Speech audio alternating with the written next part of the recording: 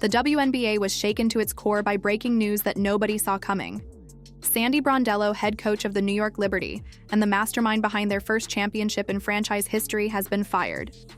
The announcement sent shockwaves across the league, leaving fans, players, and analysts in disbelief. Just 1 year ago, Brondello was hailed as the architect of a super team that finally lived up to its potential, lifting the trophy after years of falling short. Today, she's unemployed, her contract not renewed, her legacy suddenly clouded with uncertainty. How does a coach go from the pinnacle of success to the unemployment line in just one season? And what does this have to do with Caitlin Clark, the generational talent, who has already redefined women's basketball?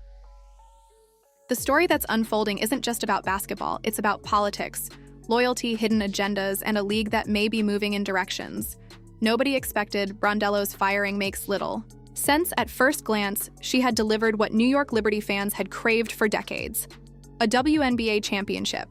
The roster she coached wasn't short on star power.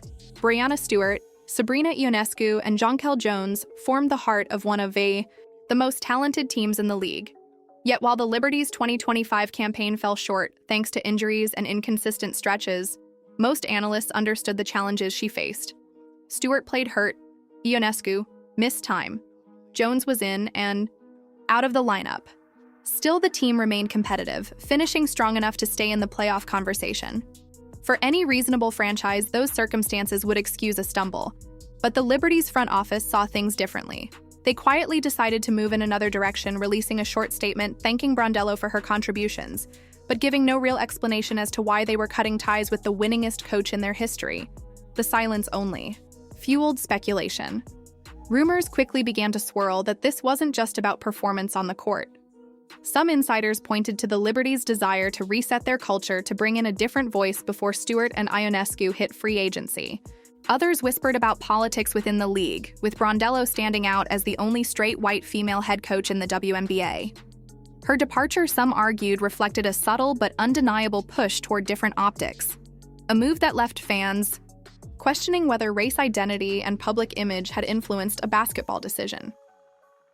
Those suspicions only grew louder after former players and commentators who criticized the move suddenly quieted down, their posts deleted, or their tone shifted to praising the new direction. It was as if an invisible hand was shaping the narrative just as much as it had shaped the Liberty's coaching staff. But one name refused to leave the conversation: Caitlin Clark. Brondello's connection to the Indiana Fever star had already become a talking point earlier in the season. At the All-Star break, she openly praised Clark, joking that she would happily hand her the coaching hat if she wanted it. She admired Clark's ability to lead, even from the sidelines while injured, calling her a generational presence. To fans and analysts, those comments weren't throwaway lines. They were evidence of a natural connection between one of the league's smartest basketball minds and its brightest new star. In fact, many said Brondello was exactly the type of coach Clark needed. Someone who would let her play free, encourage her to shoot deep threes, and build an offense around her unique talents, rather than force her into a rigid system. That belief made Brondello's firing even more suspicious. If she truly was the perfect coach for Clark, why would the Liberty cut her loose so suddenly?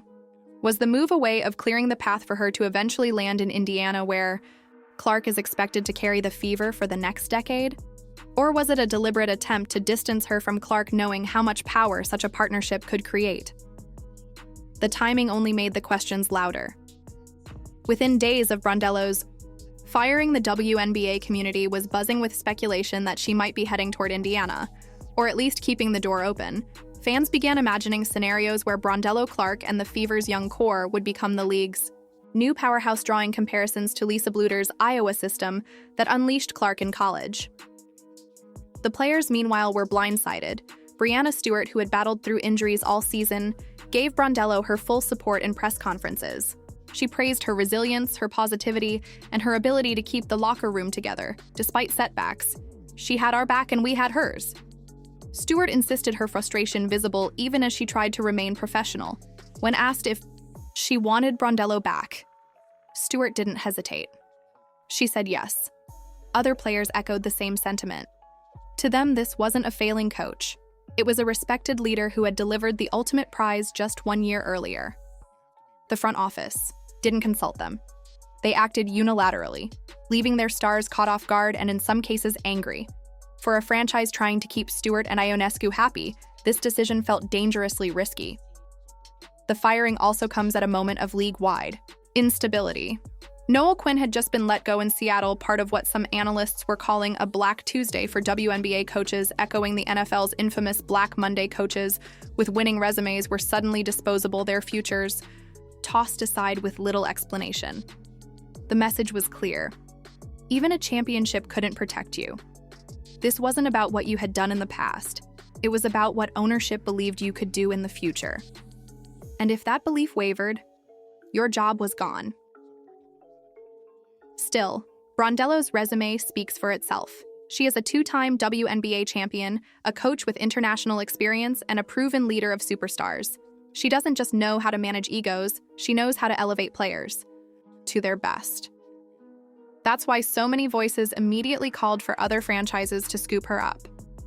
The Indiana Fever were the most obvious choice, with Clark in desperate need of a mentor who understands her game.